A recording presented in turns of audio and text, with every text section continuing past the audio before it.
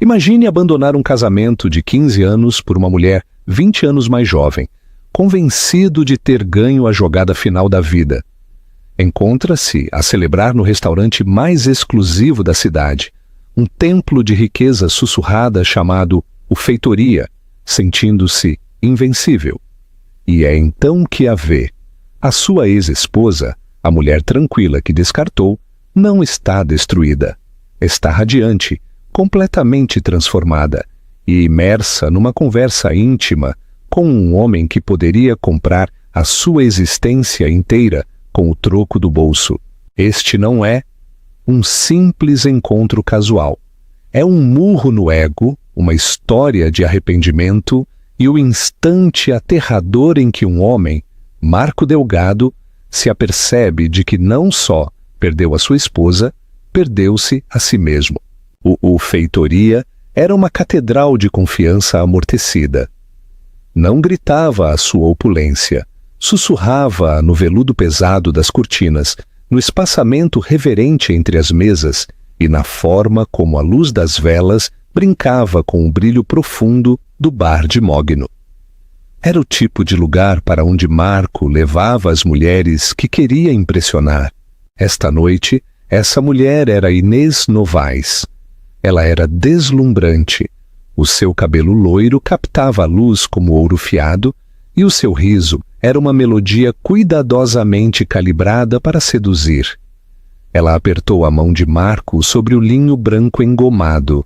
É perfeito, Marco. Absolutamente perfeito. Marco sentiu a familiar onda de orgulho. Este era o seu mundo agora, elegante, moderno e cheio de apreço. Inês era a encarnação viva da sua nova vida, uma vida sem o fardo confortável e previsível dos seus 15 anos de casamento com Helena. Ele tinha trocado os chinelos gastos por saltos agulha, as noites tranquilas por soirées cintilantes e a aceitação amável por uma ambição voraz. Ele tinha escolhido a emoção, e Inês era a emoção personificada. Só o melhor para ti, murmurou ele, levantando o seu copo de vinho num brinde. O sommelier tinha recomendado um Dão de 2012, e as suas notas ricas e complexas eram o complemento perfeito para a sua sensação de vitória absoluta. Ele tinha navegado com sucesso o divórcio sujo e doloroso e tinha saído vitorioso. O seu negócio prosperava.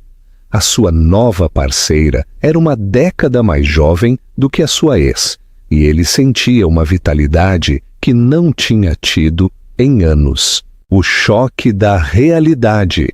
Foi enquanto bebia um gole autossatisfeito de vinho que o seu olhar se desviou pela sala.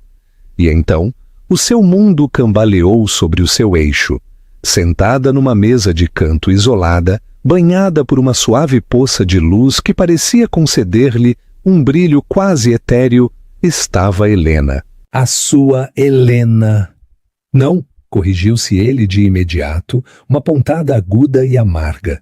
Já não era a sua Helena, mas era ela. Ele reconheceria a curva suave do seu pescoço em qualquer lugar, a forma como ela inclinava a cabeça quando ouvia atentamente. Ela usava um vestido simples e elegante de cor azul safira escuro que ele nunca tinha visto. Assentava-lhe de uma forma tão modesta quanto cativantemente bonita.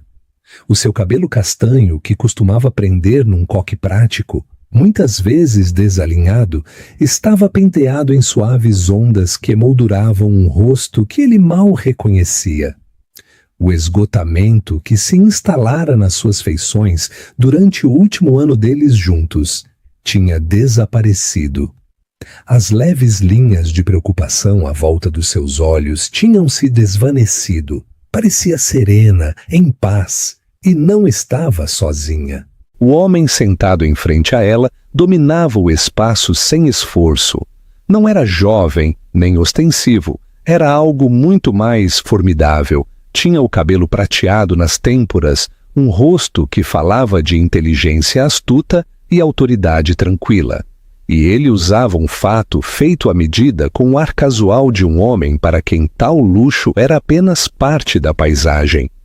Ele inclinou-se para ir à frente, a sua atenção inteiramente em Helena.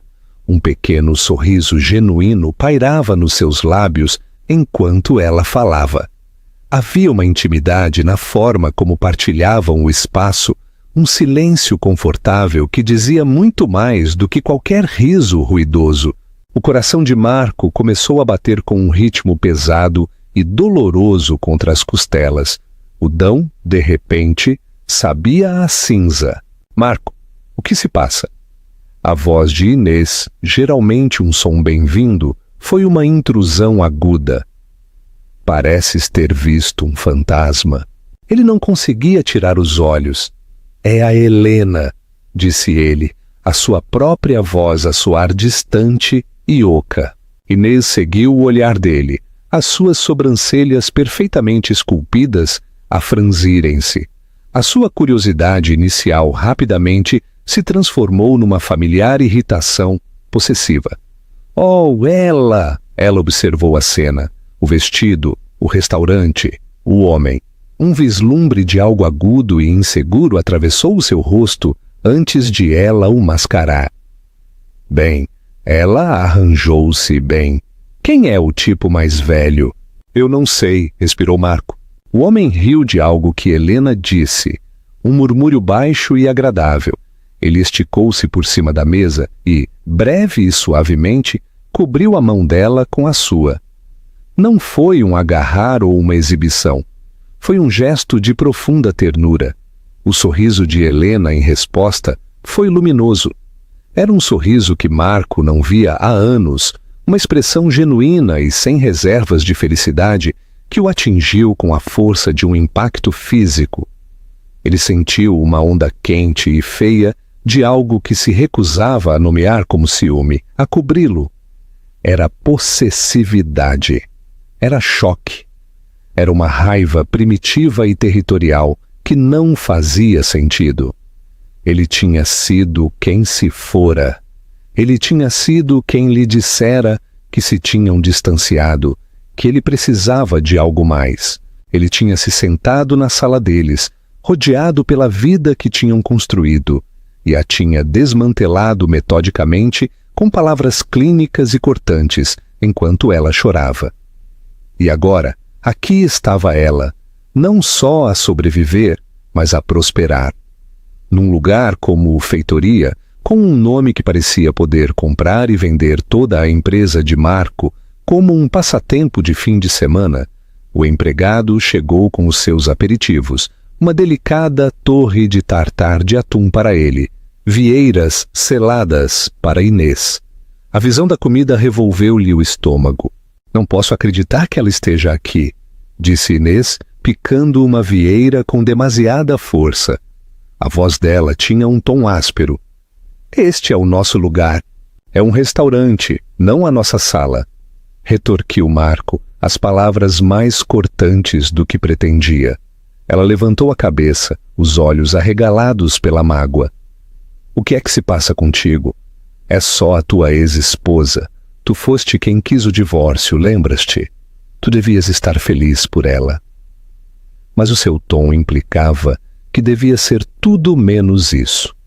Ela queria que ele olhasse para Helena e se sentisse validado na sua escolha, que visse uma mulher diminuída pela ausência dele. A mulher do outro lado da sala era o oposto de diminuída. Estava radiante. Marco não conseguiu responder. Estava preso num vórtice de memória e arrependimento. Recordou Helena na sua roupa de jardinagem, manchada de terra, o seu rosto iluminado com simples alegria por uma nova roseira. Ele recordou-a a chorar por um jantar queimado que ela tentara tanto tornar perfeito para o seu aniversário. Ele recordou a forma como ela o tinha olhado, com uma confiança tão absoluta que com o tempo se tinha sentido como um fardo. Ele atirou tudo isso para o lixo por isto, pela emoção do novo, pelo impulso do ego de uma mulher mais jovem. E por um momento, sentado no opulento restaurante, que se supunha ser um monumento ao seu sucesso, ele sentiu um aterrador sentimento de afundamento, a sensação de que tinha cometido o maior erro da sua vida. A identidade revelada. O homem com Helena fez um gesto para pedir a conta. Enquanto ele tirava a sua carteira, Marco captou o brilho de um relógio. Um Patek Philippe. Era subtil, mas inconfundível. Uma declaração silenciosa de imensa riqueza. O homem era Julião Cruz. O Julião Cruz, o multimilionário da tecnologia. O filantropo. Marco lera sobre ele na Forbes. O seu patrimônio líquido era um número espantoso e incompreensível. Marco sentiu-se fisicamente doente. Como é que Helena, a sua Helena quieta e modesta, acabou sentada em frente a Julião Cruz? A pergunta ressoou no repentino e cavernoso vazio que se abrira dentro dele. Ele observou Cruz a ajudar Helena com o seu casaco, a mão dele pousada ligeiramente na parte inferior das costas dela. Eles moveram-se em direção à saída, o seu caminho a levá-los não muito longe da mesa de Marco e Inês. Por um segundo de parar o coração, ele pensou que Helena o veria. Ele ansiava por isso e temia-o em partes iguais. Ele queria que ela o visse, que visse o que ele tinha perdido. Mas ele e Inês, de repente, sentiram-se baratos e teatrais. Ele queria esconder-se. Os olhos dela varreram a sala, um olhar educado e desinteressado. Eles passaram mesmo por cima dele. Não houve nenhum vislumbre de reconhecimento, nenhuma pista de uma memória dolorosa. Era como se ele fosse apenas parte do mobiliário, um estranho, e depois foram-se. O silêncio que deixaram foi ensurdecedor. Bem, disse Inês a tentar parecer despreocupada. Isso foi estranho. Mas Marco não estava a ouvir. Estava a olhar para a porta vazia. O fantasma do sorriso feliz de Helena ardia na sua visão. A vitória que ele sentira há apenas 20 minutos evaporara-se, substituída por um frio e crescente pavor. Ele não só tinha perdido uma esposa, ele tinha perdido um mundo. E estava apenas a começar a compreender o que ocupara o seu lugar. O despertar de Helena, rescaldo. A casa na Rua das Flores tinha sido o seu universo. Não era uma mansão, mas era deles, comprada com uma entrada que os pais de Helena lhes tinham dado, e uma hipoteca que se sentira como uma montanha. Durante 15 anos, as suas paredes absorveram os ecos da vida deles. Os primeiros dias de luta e risos, a dor silenciosa de um aborto espontâneo no 5º ano, a celebração quando a firma de marketing de Marco finalmente teve lucro. Helena tinha sido a arquiteta da sua alma. Ela escolhera o amarelo quente e amanteigado para as paredes da cozinha. Ela plantara a glicínia trepadeira que agora caía em cascata sobre a varanda numa fragrante cascata roxa todas as primaveras. A presença dela estava na cópia gasta de Orgulho e Preconceito na mesa de cabeceira. O aroma à lavanda do sabonete que ela fazia à mão. As chávenas de cerâmica ligeiramente tortas que ela fizera numa aula de olaria. Para Helena, o casamento não estava a falhar. Tinha-se estabelecido, passara da paixão frenética da juventude para o rio profundo e tranquilo do companheirismo. Ela pensava que isso era algo bonito, um sinal de força. Ela viu as crescentes noites tardias de Marco no escritório e o seu crescente distanciamento como o preço da sua ambição. Uma fase que eles navegariam juntos como tinham navegado tudo o resto. A traição, quando chegou, não foi uma única explosão dramática. Foi a morte por 1000 cortes. Começou com um novo aroma nas suas camisas, um perfume floral forte que não era o dela. Estava na forma como ele protegia o seu telemóvel inclinando-o para longe dela no sofá. Estava na nova inscrição no ginásio, nas roupas caras, nos repentinos comentários críticos sobre a aparência dela. Já pensaste em fazer algo com o teu cabelo?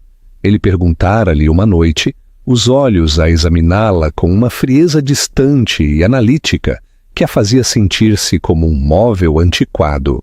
Helena, abençoado seja o seu coração confiante, tentou. Marcou uma consulta no cabeleireiro. Comprou um vestido novo. Sugeriu noites de date, esperando reacender uma faísca que ela nem sequer tinha percebido que se estava a extinguir. Cada tentativa foi recebida com um desinteresse educado ou um suspiro de impaciência cansada. Ela era um problema a ser gerido, um projeto no qual ele já não tinha interesse. O nome Inês apareceu pela primeira vez num extrato de cartão de crédito, um débito de uma loja de lingerie ridiculamente cara. Quando Helena o confrontou, com as mãos a tremer, ele desdobrou o golpe de mestre do manipulador. Foi um presente para ti, Helena, ele dissera, a sua voz suave e tranquilizadora. Uma surpresa? Tu estragaste-a agora. Ele a fez sentir-se tola, suspeita e paranoica. Ela, de facto, pediu desculpa. O confronto final ocorreu numa terça-feira. Estava a chover, uma garoa miserável e cinzenta que combinava com a cor do seu mundo. Ele chegou à casa cedo, o que era raro, e o seu rosto estava pétreo. Ele não se sentou no seu cadeirão habitual. Ficou de pé junto à lareira, um estranho na sala partilhada deles. Helena, precisamos de falar, ele começou. E ela soube. Naquele instante, ela soube que tinha terminado. As palavras que ele usou foram cruéis na sua frieza clínica. Eu não sou feliz. Sinto-me sufocado. Tornamo-nos pessoas diferentes. Eu preciso de algo mais. Ele nunca disse, eu estou a ter um caso. Ele enquadrou-o como um falhanço mútuo, um distanciamento triste e inevitável. Mas ele colocou o peso da estagnação diretamente nos ombros dela. Ela era o confortável, o previsível, a âncora que o prendia da vida emocionante que ele merecia. Há mais alguém?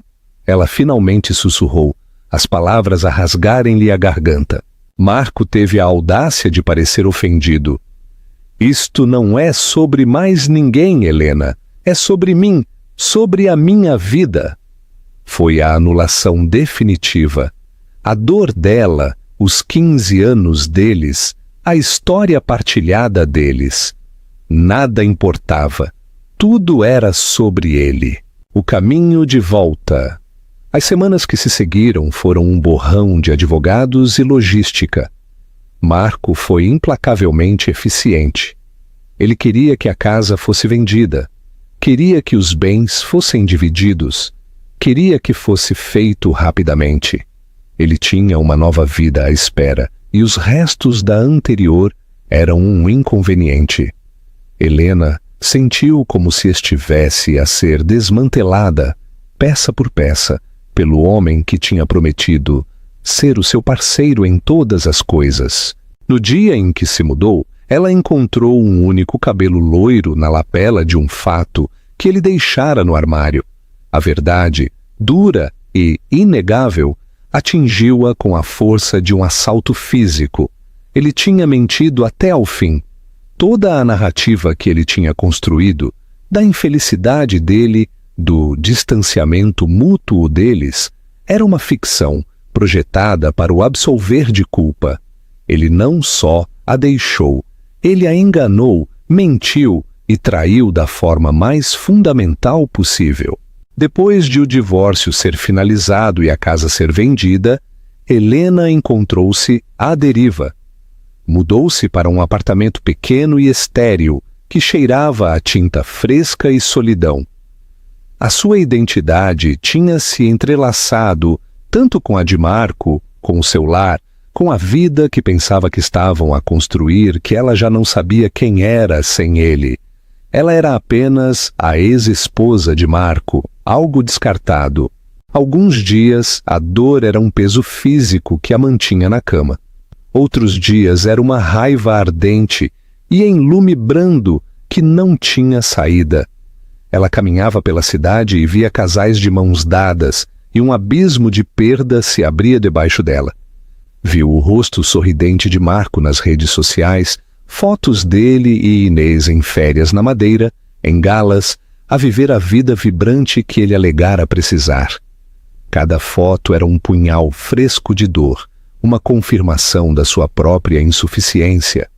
Ela sentia-se invisível, sem valor e profunda, aterrorizantemente sozinha. Este foi o seu fundo do poço, sentada no chão do seu apartamento vazio, a comer gelado da caixa e a percorrer as fotos da nova vida do seu ex-marido, o silêncio da sua a gritar nos seus ouvidos. Ela tinha dado a um homem 15 anos do seu amor, a sua lealdade e o seu trabalho. E ele agradeceu-lhe, trocando-a por um modelo mais novo. O desequilíbrio de poder era absoluto. Ele tinha toda a felicidade, todo o sucesso, todo o futuro.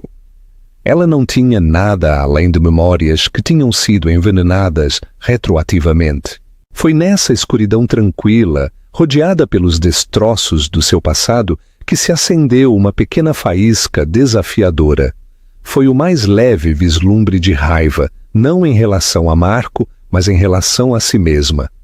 Raiva por ter deixado o seu valor ser definido por ele. Raiva por ter acreditado que ela não era nada sem ele. Ela fechou o laptop, afastou o gelado. Levantou-se, as suas pernas instáveis, e caminhou até a janela, a olhar para as luzes da cidade. Ela não sabia o que ia fazer. Ela não tinha um plano, mas pela primeira vez em meses fez a si mesma uma promessa. Ela não deixaria que ele fosse o fim da sua história. Ela sobreviveria a isto e aprenderia a ser Helena de novo. Não a esposa de Marco, não a ex-esposa de Marco, apenas Helena. Renovação verde. A jornada de Helena de volta a si mesma começou não com um grande gesto, mas com um único passo deliberado. Ela inscreveu-se num curso de design de paisagens no Jardim Botânico de Lisboa. Era algo que ela sempre quis fazer, uma paixão que ela tinha relegado para um hobby de fim de semana enquanto apoiava a carreira de Marco. A sensação de terra sob as suas unhas, o estudo meticuloso dos nomes latinos das plantas, a tranquila satisfação de arrancar vida de uma semente. Era reconfortante. Era dela. Pela primeira vez em anos, ela estava a aprender e a crescer por sua própria causa. Os outros estudantes não estavam interessados no seu estado civil. Estavam interessados nos seus pensamentos sobre a colocação de perenes e a acidez do solo. Lentamente, ela começou a construir uma nova identidade, uma enraizada nos seus próprios talentos e interesses. Ela já não era apenas um componente de um casamento falhado. Ela era uma mulher com um olhar aguçado para a cor e um profundo conhecimento de horticultura. Depois de completar a sua certificação, com distinção, ela deu outro salto. Usando uma parte da sua liquidação, dinheiro que se sentiu contaminado até que ela decidiu reinvesti-lo no seu próprio futuro, ela começou um pequeno negócio de design de paisagens personalizado. Chamou-lhe Renovação Verde. O nome era uma promessa privada e desafiadora para si mesma. Os seus primeiros clientes foram pequenos projetos residenciais. Ela punha o coração neles, transformando quintais negligenciados em oásis exuberantes e tranquilos. O voz do seu talento, o seu profissionalismo e a sua visão artística, única, começaram a espalhar-se. Foi através do seu trabalho que ela conheceu Julião Cruz. Ele não era apenas um nome na Forbes para ela. Ele era o chefe da Fundação Cruz, um importante benfeitor do Jardim Botânico. A Fundação estava a planear um projeto público maciço, a restauração e o redesenho de um jardim comunitário abandonado num bairro de baixos rendimentos em Setúbal. Eles procuravam um designer que entendesse não só a estética, mas também a comunidade e a sustentabilidade. O portfólio em crescimento de Helena, com a sua ênfase em plantas nativas e designs ecológicos, chamou a atenção dele. Ela estava aterrorizada antes da apresentação. Estava a apresentar uma proposta a um conselho que incluía um dos homens mais ricos e influentes do país. A antiga Helena teria ficado paralisada pela dúvida. Mas, enquanto estava de pé, à frente deles, a falar sobre o poder transformador dos espaços verdes, sobre a criação de um lugar de beleza e paz para pessoas que tinham pouco de ambos, ela não estava a pensar em Marco, nem no seu divórcio, nem nas suas próprias inseguranças. Estava a pensar no jardim. A sua paixão era autêntica, o seu conhecimento profundo e brilhava. Julião Cruz ouviu, a sua expressão indecifrável. Ele fez perguntas perspicazes e agudas que cortaram o superficial e foram para o cerne do projeto. Ele a desafiou sobre o orçamento, a manutenção a longo prazo, o envolvimento da comunidade. Helena respondeu a cada pergunta com uma resposta calma e bem fundamentada. Ela não estava a tentar impressioná-lo, estava a defender a sua visão. Ela ganhou o contrato. Trabalhar com Julião não foi nada como ela esperava. Ela antecipou um multimilionário distante e alheio que assinaria cheques e esperaria resultados. Em vez disso, ele estava profundamente envolvido, pessoalmente. Ele aparecia no local com jeans e um boné de beisebol gasto a perguntar sobre a composição do solo ou a escolha de um arbusto em particular. Ele não era um diletante. Ele era um botânico amador genuíno, de longa data. Eles encontraram um terreno comum, uma linguagem partilhada no mundo das plantas. A conversa deles começou com horticultura, mas logo se desviou. Ele perguntou-lhe sobre a vida dela e pela primeira vez ela descobriu que podia falar sobre o seu divórcio sem que a sua voz quebrasse.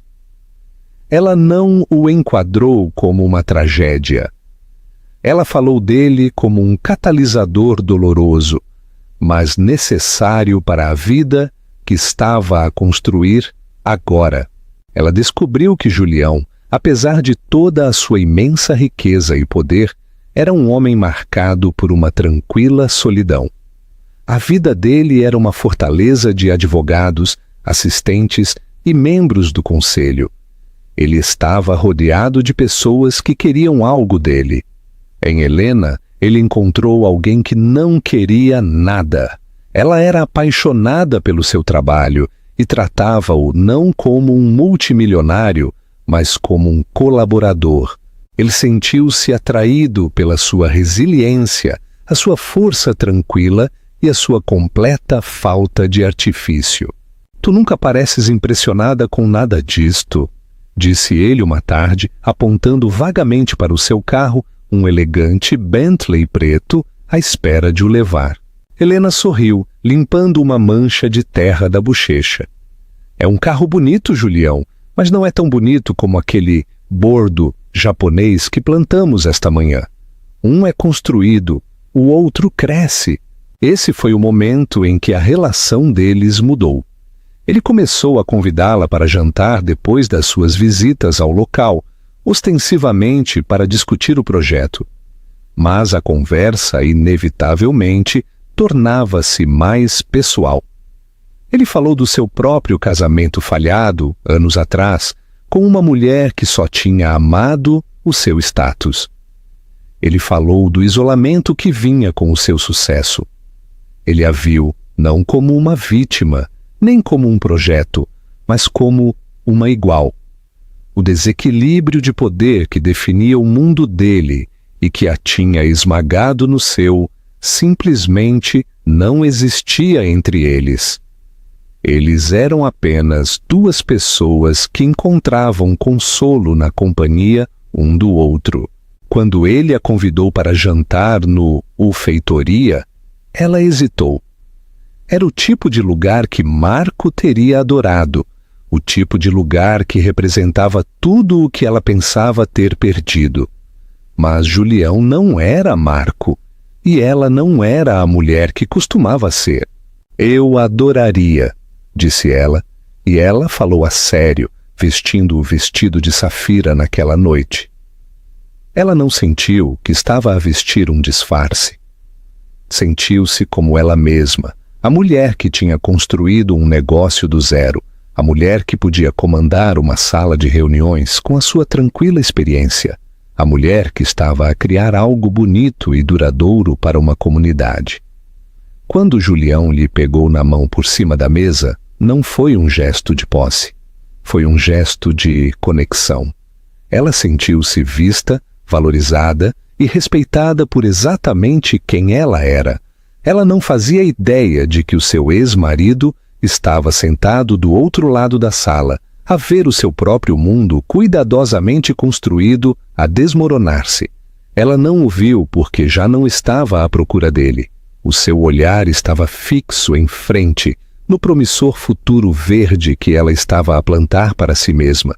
O desmantelamento do ego. Os dias seguintes ao jantar no Feitoria foram um acidente de viação em câmara lenta para Marco. Ele seguia os movimentos da sua vida, mas a sua mente estava noutro lugar, presa num ciclo contínuo daquela única e pungente imagem. Helena, radiante e a sorrir, a sua mão segura por um multimilionário.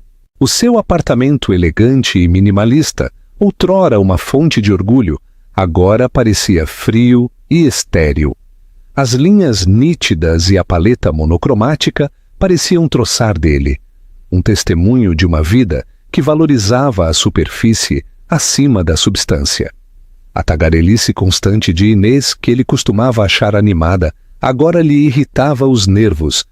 As conversas dela giravam em torno de eventos sociais, compras de luxo e as vidas de pessoas que não lhe importavam. Era um ribeiro superficial e ele estava a afogar-se nele. Eu estava a pensar que devíamos ir para o Algarve este fim de semana, disse ela uns dias depois do incidente do restaurante, percorrendo o seu telemóvel. O Soares tem a sua festa branca anual. Marco olhou fixamente para a televisão, sem registrar o programa que estava a ser transmitido. Eu não estou com disposição para uma festa. Inês levantou o olhar, a sua frustração palpável. Tu não estás com disposição para nada ultimamente, pois não? Ainda estás a pensar nela? A forma como ela disse ela estava cheia de veneno. Não é sobre ela, mentiu, a negação a saber a cartão. Eu estou apenas estressado com o trabalho. Mas era tudo sobre ela. Ele encontrou-se a envolver-se numa forma de autoflagelação digital. Ele pesquisou Helena Montenegro no Google. Para sua surpresa, apareceu um website profissional.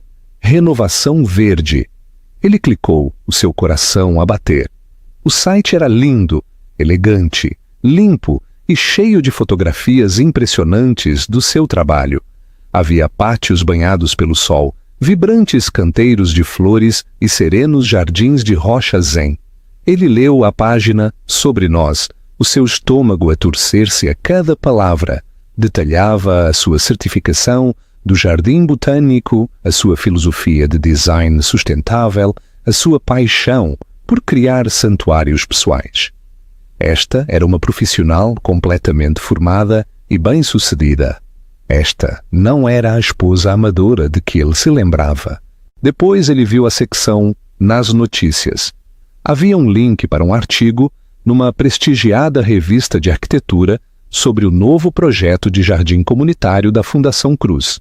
Ele clicou, e ali estava, uma foto de Helena, de pé, ao lado de Julião Cruz, ambos a segurar pás de prata, numa cerimônia de lançamento. O título dizia: o multimilionário filantropo e a designer Helena Montenegro unem-se para levar espaços verdes a Setúbal. Designer Helena Montenegro. O nome ecoou na sua cabeça. Ela não só tinha recuperado o seu apelido de solteira, ela tinha construído um novo nome para si mesma, um associado ao talento e prestígio. Ele caiu numa toca de coelho. Leu cada artigo que conseguiu encontrar sobre Julião Cruz, o seu império tecnológico, a sua espantosa filantropia, a sua reputação como uma das mentes mais brilhantes e reservadas da sua geração. O homem era um titã, a operar a um nível que Marco mal conseguia compreender. E ele olhava para Helena com uma expressão de aberta admiração. O ciúme que se acendera no restaurante agora se transformava num inferno furioso. Era uma raiva irracional e primitiva. Como é que ela se atreve? Como é que ela se atreve a ser feliz sem ele? Como é que ela se atreve a encontrar alguém melhor? Todo o seu sentido de si mesmo se tinha baseado na ideia de que ele era quem tinha ascendido. Ele tinha deixado a vida tranquila e doméstica por um mundo de emoção e status. Mas o homem com Helena não era apenas um símbolo de status. Ele representava uma galáxia diferente de sucesso. Marco sentiu-se como um homem que tinha orgulhosamente trocado o seu carro familiar fiável por um desportivo chamativo, apenas para ver a sua ex-esposa chegar num jato privado. O seu trabalho começou a sofrer. Ele estava distraído nas reuniões, a sua mente a voltar para aquela foto, para o nome, designer Helena Montenegro. Ele gritou com os seus funcionários. Perdeu um prazo crucial numa conta importante. A sua relação com Inês começou a fraturar sob a tensão. Ela viu a mudança nele, a nuvem escura e obsessiva que se instalara sobre ele, e a insegurança dela manifestou-se como raiva. Eu não percebo. Ela explodiu uma noite depois de ele passar mais uma noite a percorrer o telemóvel em silêncio. É a tua ex-esposa aborrecida.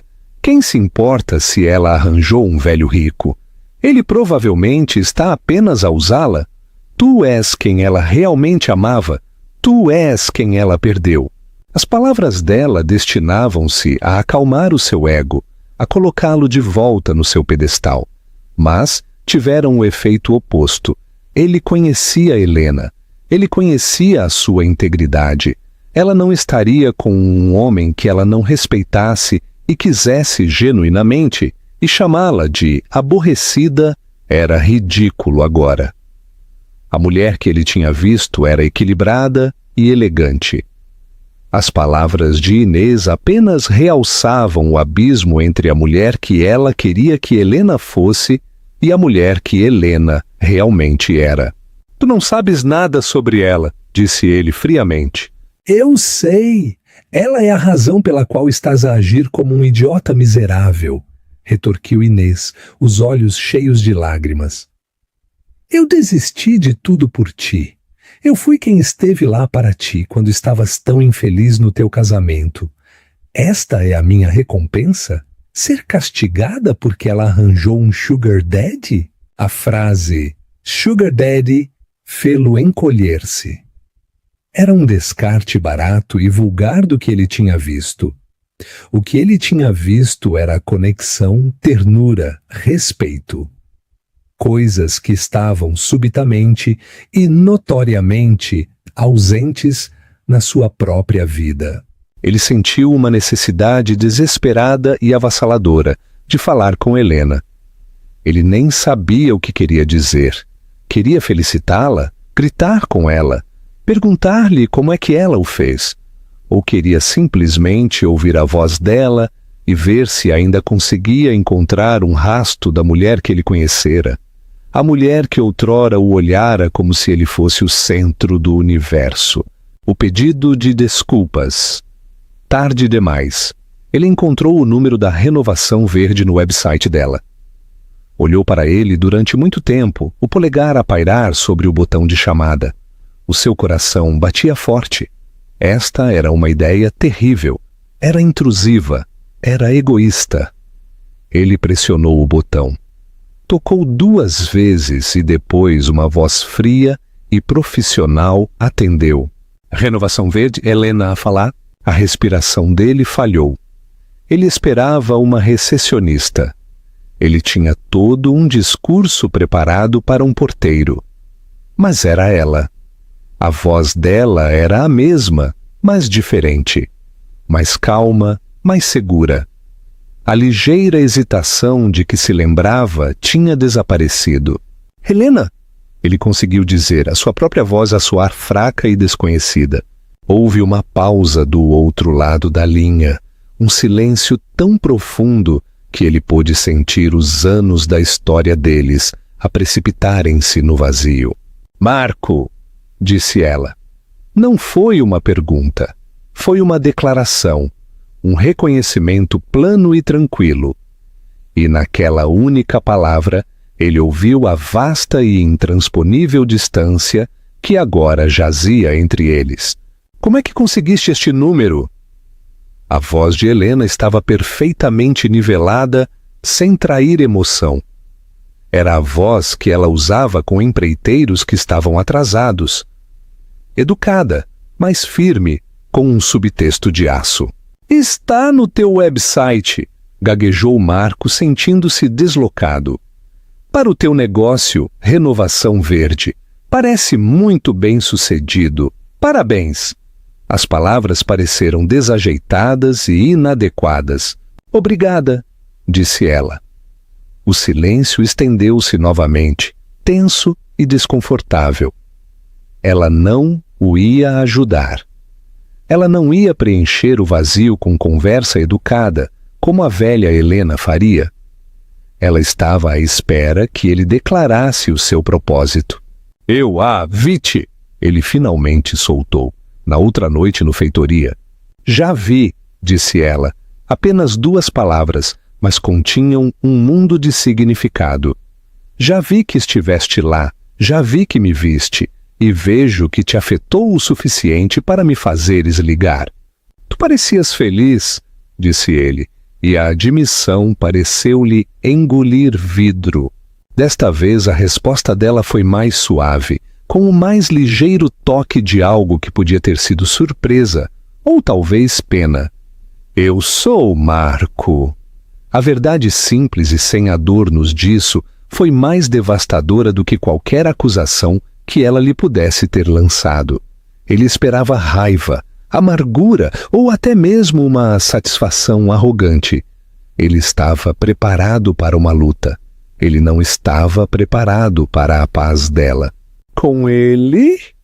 A pergunta saiu antes que ele pudesse impedi-la, cheia de uma feia possessividade que ele não conseguia esconder. Com Julião Cruz? A minha vida pessoal já não é um tópico para o teu comentário, respondeu ela, o aço a regressar à sua voz. Por que é que estás a ligar, Marco? O que é que tu queres? Ele lutou para encontrar uma razão, uma justificação que não soasse tão patética e carente como ele se sentia. Eu estava preocupado, ele mentiu. Ver-te com um tipo desses, um homem com esse tipo de poder, eu só queria ter a certeza de que estavas bem. Uma gargalhada curta e seca veio pela linha. Era um som que ele nunca lhe tinha ouvido antes. Estava completamente desprovido de alegria. Preocupado? Tu estás preocupado comigo? Marco, a última vez que tu estiveste preocupado comigo foi quando estavas preocupado se eu não assinaria os papéis do divórcio rápido o suficiente. Não vamos fingir que esta chamada é sobre o meu bem-estar. A franqueza dela foi desconcertante.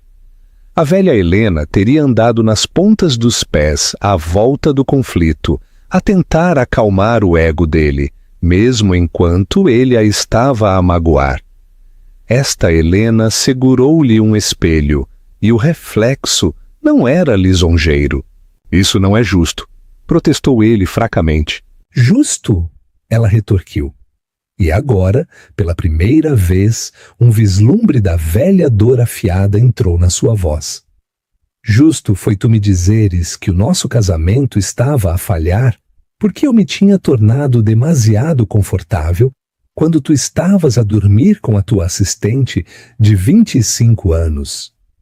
Justo foi tu me dizeres que não era sobre mais ninguém, enquanto o perfume dela estava nos teus fatos.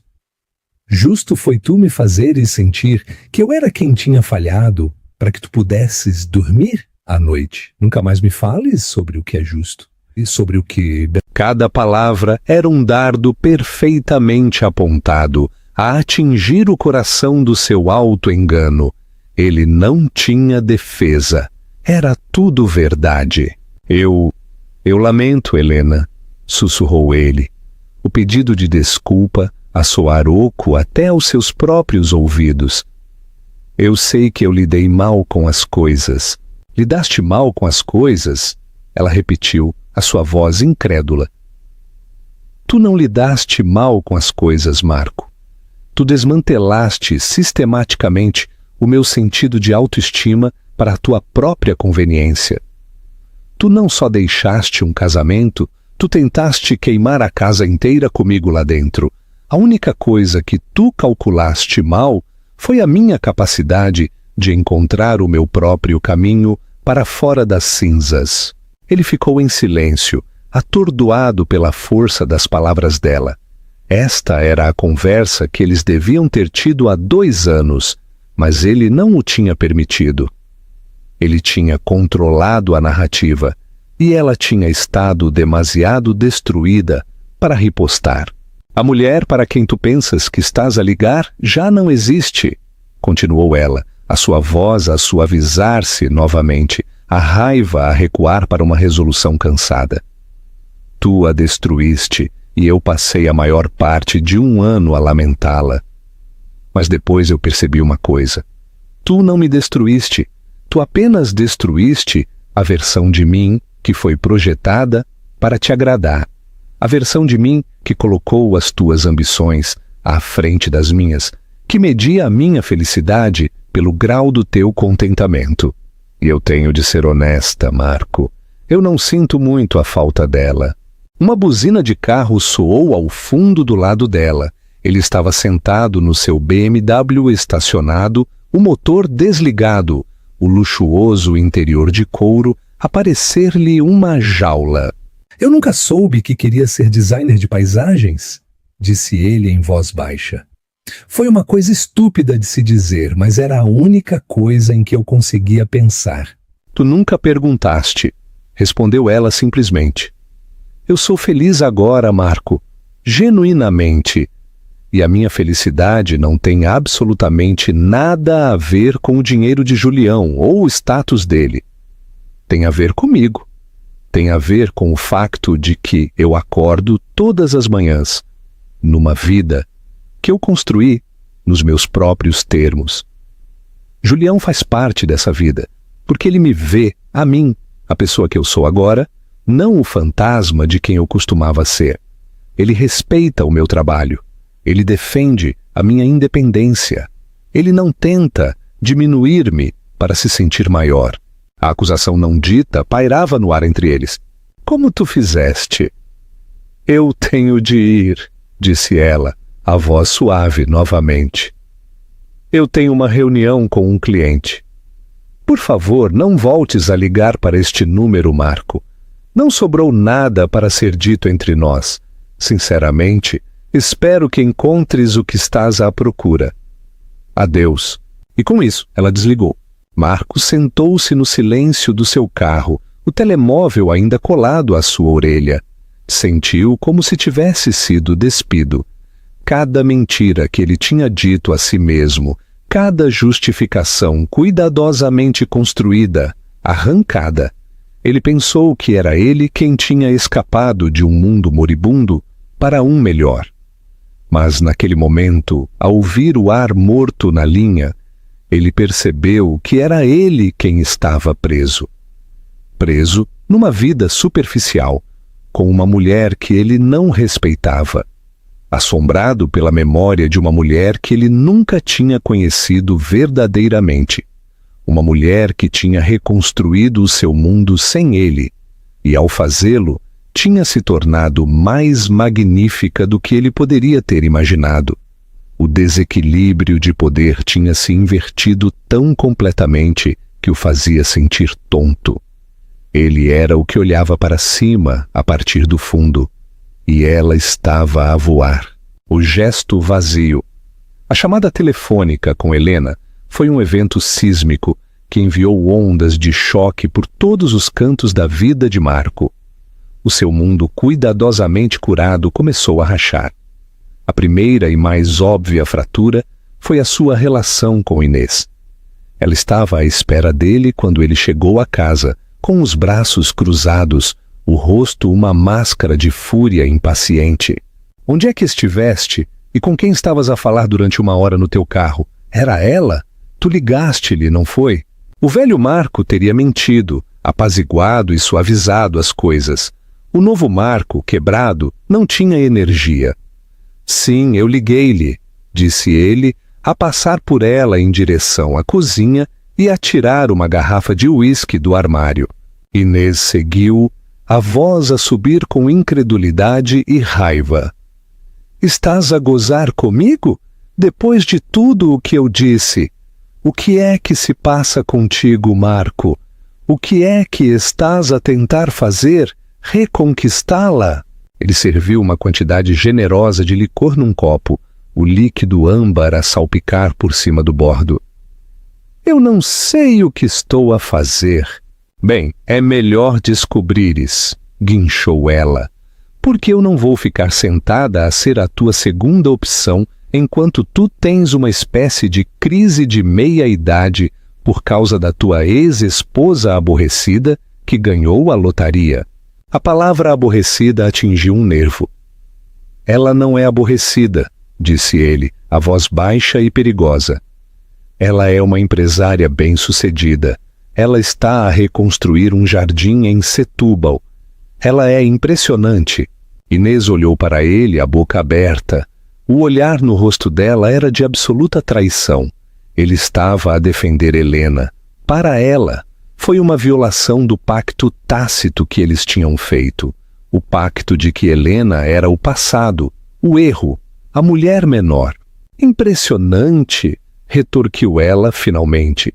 Ela planta flores para viver, Marco. Tu diriges uma firma de marketing multimilionária e eu sou quem te ajudou a conseguir os teus maiores clientes. Eu sou quem faz networking por ti, quem te faz parecer bem. O que é que ela faz? Ele olhou para Inês então, olhou mesmo para ela e viu-a com uma clareza aterradora. Viu a sua ambição, que ele outrora achou excitante, pelo que era. Uma necessidade desesperada e agarrada de validação externa. A identidade dela estava ligada aos homens com quem ela estava, às festas a que ela comparecia, às marcas que ela usava. Ela era um reflexo, não uma fonte de luz. Ele tinha acusado Helena de ser uma âncora confortável, mas agora apercebeu-se de que Inês era a verdadeira âncora a arrastá-lo para um mar de superficialidade. Ele tinha escolhido isto. Ele tinha confundido o brilho dela com ouro. Eu preciso de espaço, Inês, disse ele. As palavras pareceram tão impossíveis quanto inevitáveis. Espaço? Ela riu, um som agudo e histérico. Tu queres espaço? Ótimo, tem todo o espaço que quiseres, mas quando voltares a rastejar, não te surpreendas se eu não estiver aqui. Ela irrompeu furiosa para o quarto e ele ouviu gavetas a bater. Entretanto, num mundo à parte, Julião Cruz estava a ter um tipo muito diferente de conversa. Ele e Helena caminhavam pelo jardim comunitário a meio terminar. O sol estava a pôr-se, projetando longas sombras pelos caminhos recém-colocados e pela terra recém-remexida. Tu pareces calada esta noite, observou Julião, o seu tom suave. Tudo bem? Helena hesitou, depois optou pela verdade. Era o fundamento da relação deles, afinal. O meu ex-marido ligou-me hoje. Julião parou de andar, virando-se para olhar para ela. A sua expressão era cuidadosamente neutra, mas ela podia ver a atenção focada nos seus olhos. Ah, sim? E o que é que o estimado senhor Delgado tinha a dizer? Houve uma ligeira ponta na sua voz quando ele disse o nome de Marco. Ele viu-nos no feitoria. Acho que o incomodou, disse ela. Ele disse que estava preocupado comigo, que queria ter a certeza de que eu estava bem. A sobrancelha de Julião levantou-se. Que nobre da parte dele! E o que é que lhe disseste? Eu disse-lhe a verdade, disse Helena simplesmente, que eu era feliz e que a minha felicidade era a minha própria criação, e pedi-lhe para não voltar a ligar. Um sorriso lento espalhou-se pelo rosto de Julião. Era um sorriso de orgulho puro e não adulterado. Bom, disse ele, essa é a minha rapariga. Ele pareceu corrigir-se imediatamente. Lamento, isso foi possessivo. O que quero dizer é... Eu admiro a tua força, Helena, mais do que tu sabes. Não é força, refletiu ela, a olhar para os esqueletos do que um dia seriam bancos. É apenas... clareza. Pela primeira vez eu vejo-o por quem ele é, e eu vejo-me por quem eu sou. A névoa tinha se levantado. O olhar de Julião era intenso. Eu tenho andado a querer falar contigo sobre uma coisa, começou ele, a sua voz a assumir um tom mais sério. A Fundação tem vários projetos internacionais. Há um plano para desenvolver uma série de jardins urbanos sustentáveis em Lisboa. O designer principal acabou de se reformar por razões pessoais. O trabalho que tu fizeste aqui tem sido revolucionário, continuou. A tua visão, a tua execução é exatamente o que o projeto precisa. Eu sei que é um grande pedido. Vai significar a mudança por pelo menos 1 ano. Mas eu quero que tu o consideres. Eu quero que tu o dirijas. Helena ficou sem palavras. Este não era apenas mais um projeto. Era uma oportunidade que definiria a sua carreira. Uma oportunidade para trabalhar à escala global, para aplicar a sua visão de uma forma que ela nunca tinha sonhado ser possível. Ah, acrescentou Julião, a sua voz a suavizar-se. Acontece que eu tenho um apartamento muito agradável em Lisboa que está criminalmente subutilizado. Eu descubro que tenho uma repentina e convincente razão para querer passar muito mais tempo lá. Ele já lhe gostava e oferecer o mundo, uma carreira, um futuro, uma parceria, mas ele estava a fazê-lo de uma forma que centrava a ambição dela, não as necessidades dele. Ele não lhe estava a pedir para o alcançar, ele estava a pedir-lhe para se juntar a ela na jornada dela. Era o oposto do seu tempo com Marco. Mas uma pequena e traiçoeira semente de dúvida, plantada anos atrás pela traição de Marco, criou raízes. Isto era real? Ou era ela apenas mais um projeto para ele? O novo hobby interessante de um multimilionário solitário. O desequilíbrio de poder ainda estava lá, uma presença silenciosa e imponente. Ele podia dar-lhe tudo o que ela quisesse. O que é que ela podia dar-lhe em troca? Como se estivesse a ler a mente dela, Julião estendeu a mão e inclinou suavemente o queixo dela, forçando-a a encontrar o seu olhar. Helena, eu sei o que tu estás a pensar. Isto não é sobre eu te dar algo, é sobre eu reconhecer o talento que já está lá. Tu ganhaste isto. Qualquer dúvida que tu tenhas são os fantasmas de um homem que tentou convencer-te de que tu eras pequena. Tu não és pequena, Helena. Tu és a pessoa mais expansiva que eu já conheci. A sinceridade dele foi um bálsamo para a velha ferida. Ela sentiu o último nevoeiro, a última dúvida, finalmente, a queimar-se no calor do olhar dele. Eu vou fazê-lo, disse ela, a sua voz clara e forte. Seria uma honra. Ele sorriu. E naquele momento Helena soube que a sua redenção não era sobre encontrar um novo homem. Era sobre tornar-se na mulher que era digna do respeito de um homem assim. E ela já era essa mulher. A última lição Inês foi-se embora. Ela fez as malas com as suas roupas e malas mais caras e saiu com um floreio dramático, deixando uma nota na ilha da cozinha que dizia simplesmente: não me ligues quando perceberes o que perdeste. O silêncio no apartamento era vasto e sufocante. Marco estava sozinho, verdadeiramente sozinho pela primeira vez na sua vida adulta. A solidão não trouxe clareza. Trouxe obsessão. Ele repassava a sua conversa com Helena repetidamente, dissecando cada palavra, cada pausa. Ele não tenta diminuir-me para se sentir maior. As palavras eram uma marca na sua consciência. Ele tinha feito isso. Ele a tinha mantido pequena porque a pequenez dela o fazia sentir-se grande. No seu estado de pânico e desespero, começou a formar-se uma ideia terrível. Foi um gesto grandioso e equivocado, nascido do ego e de uma profunda incompreensão da mulher em que Helena se tinha tornado. Ele acreditou, com a arrogância que sempre foi o seu trágico defeito, que podia reconquistá-la. Ele pensou que podia provar-lhe que tinha mudado, que entendia os seus erros.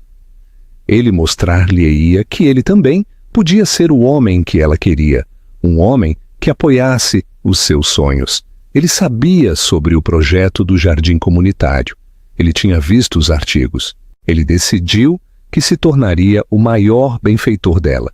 Ele interviria, um cavaleiro branco, e banharia o projeto dela com uma doação tão grande que faria a de todos os outros parecer pequena. Ele mostrar-lhe-ia que ele também podia ser um filantropo. Ele mostrar-lhe-ia que valorizava o trabalho dela. Ele compraria o seu caminho de volta para a vida dela. Ele ligou para o seu contabilista e arranjou para liquidar uma parte significativa do seu portfólio de ações. A quantia era espantosa, muito mais do que ele podia pagar confortavelmente. Mas esse era o ponto. Tinha de ser um gesto grandioso. Depois ele contactou a Fundação Cruz, fazendo a sua doação anonimamente no início, com a condição de que fosse revelado como o doador na cerimônia oficial de abertura do jardim. Ele imaginou a cena, Helena no palco a agradecer à fundação e depois o apresentador a revelar que a surpresa, a doação transformadora, veio dele, Marco Delgado. Ele imaginou o rosto dela, o choque, a compreensão incipiente do seu amor e arrependimento. Na sua fantasia, ela choraria e ele caminharia para o palco e a tomaria nos braços. O dia da abertura do jardim foi brilhante e ensolarado. O espaço tinha se transformado. Era uma obra-prima da renovação urbana, uma tapeçaria vibrante de flores, hortas e caminhos sinuosos. A comunidade acorrera em massa. Havia um sentimento de alegria e celebração no ar. Marco parou na parte de trás da multidão, o seu coração a palpitar, as suas palmas das mãos a suar. Ele usava o seu fato mais caro, sentia-se como um impostor. Ele viu Helena no pequeno palco temporário perto da entrada. Ela parecia deslumbrante. Não usava um vestido elegante, mas calças de linho simples e uma camisa branca imaculada, o cabelo preso.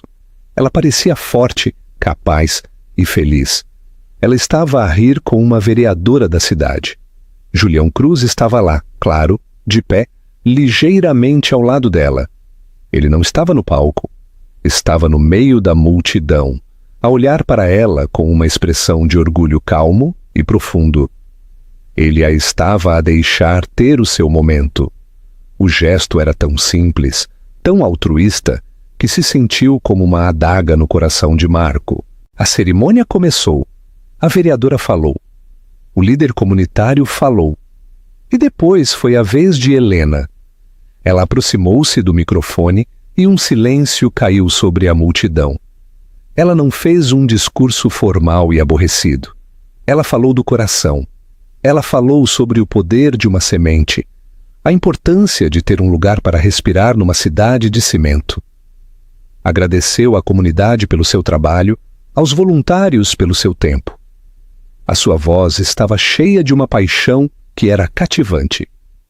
Marco sentiu um nó na garganta. Esta era a mulher que ele tinha chamado de confortável. Finalmente, chegou o momento que ele esperava. O diretor da Fundação Cruz aproximou-se do pódio. E agora, disse o diretor, nós temos um reconhecimento final e muito especial.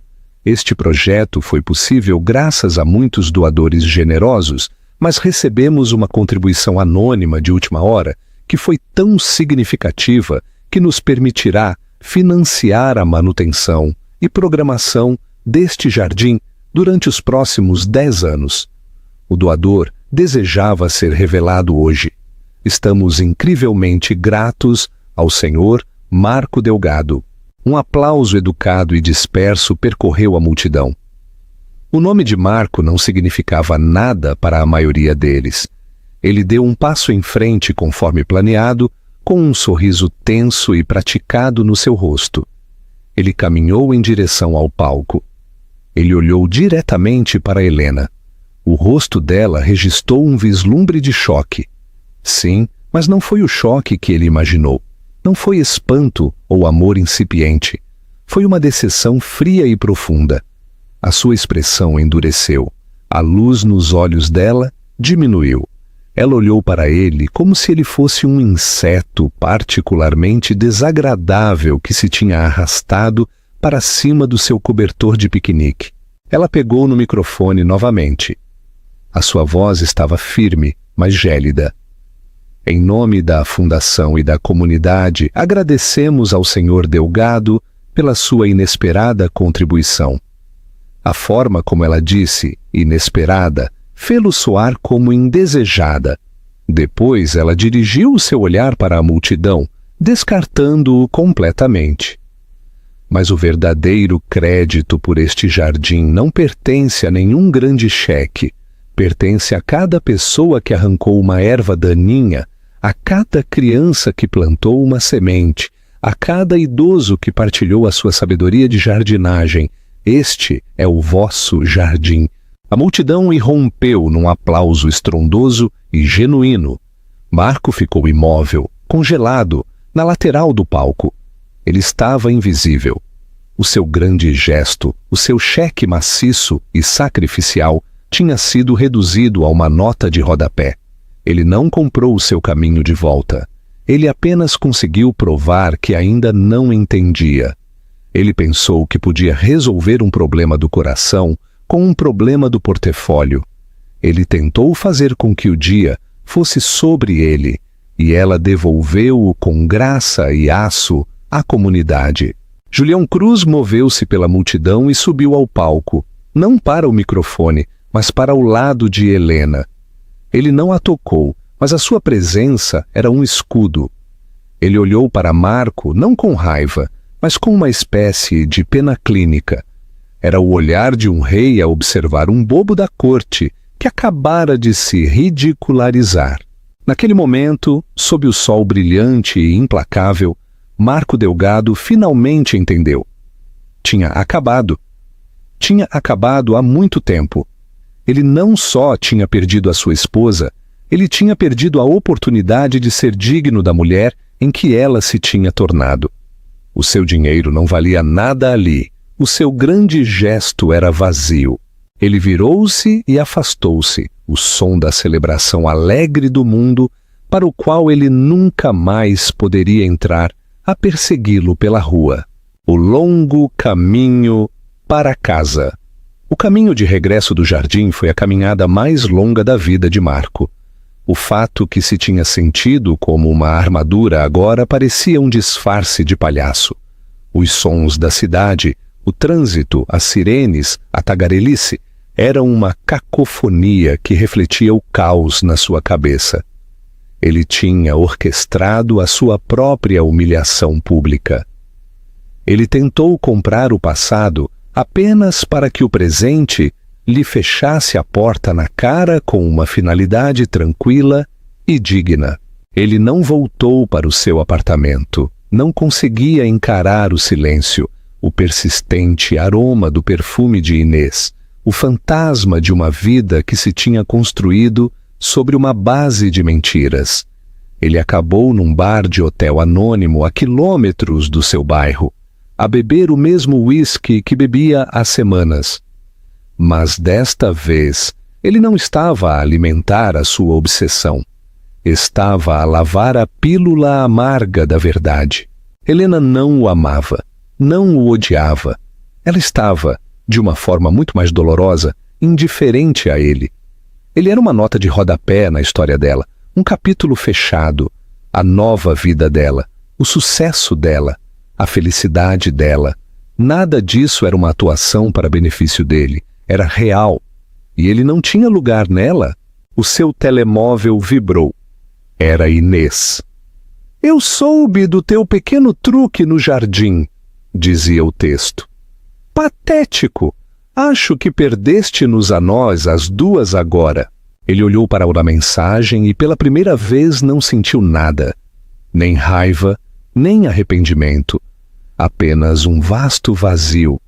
Ele tinha queimado todas as pontes e agora estava encalhado numa ilha da sua própria criação. Aquela noite foi o seu fundo do poço. Foi um tipo diferente de fundo do poço do que o de Helena. O dela tinha sido um lugar de dor tranquila. O dele era um lugar de fracasso ruidoso e demolidor do ego. Ele teve de olhar para o espelho e ver o homem em que se tinha tornado, egoísta, arrogante e profundamente inseguro. O homem que tinha derrubado uma boa mulher para se sentir poderoso, apenas para descobrir como era o verdadeiro poder e que ele não tinha nada disso. A redenção para Marco não veio num relâmpago. Veio lenta, silenciosamente, nos meses que se seguiram. Começou com a venda do seu apartamento frio e minimalista. Vendeu o seu carro desportivo chamativo. Renunciou a 2 dos clubes sociais exclusivos aos quais Inês tinha insistido para que ele se juntasse. Ele começou a desmantelar sistematicamente a vida que tinha construído para impressionar outras pessoas. Ele não tentou contactar Helena novamente. Finalmente entendeu que o maior presente que ele lhe podia dar era a sua ausência. Em vez disso, ele canalizou a sua energia para a única coisa que lhe restava, o seu negócio. Mas o seu foco mudou. Começou a ouvir mais os seus funcionários. Promoveu uma jovem talentosa na sua empresa que tinha sido consistentemente preterida. Começou um programa pro bono oferecendo os serviços de marketing da sua firma a pequenas startups sem fins lucrativos. Ele estava a tentar, à sua maneira desajeitada, construir algo, infundir alguma substância em vez de superfície. Ele nunca voltou a namorar. Ele saía ocasionalmente, mas as relações eram diferentes. Ele já não procurava um reflexo do seu próprio sucesso. Ele estava à procura de uma parceira, e ele sabia que não estava pronto para ser um. 2 anos depois, ele estava num aeroporto, à espera de um voo para uma conferência de negócios, quando viu uma revista num quiosque. Era uma revista de design internacional. Na capa, havia uma fotografia impressionante de um jardim em terraços com vista para o oceano, com o título "O Milagre de Lisboa, como Helena Montenegro está a redefinir o espaço urbano". Ele pegou nela. O artigo era um perfil brilhante do seu trabalho, a sua filosofia, a sua visão. Havia uma foto dela parada no jardim, com um aspecto seguro e sereno. Ela estava sozinha na foto. Não havia menção a Julião Cruz em todo o artigo, além de um breve crédito à sua fundação como parceiro de financiamento inicial. A história era sobre ela, o talento dela, o sucesso dela. Marco comprou a revista. No avião, ele leu o artigo do início ao fim. Sentiu uma pontada, não de ciúme desta vez, mas de um orgulho distante e agridoce. Ele não criou esta mulher, mas ele, através das suas próprias ações destrutivas, inadvertidamente a tinha libertado.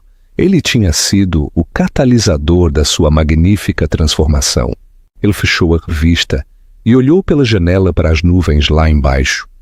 Ele não estava feliz, não da forma triunfante como outrora definira a palavra, mas estava em paz. Ele tinha aceite a sua perda.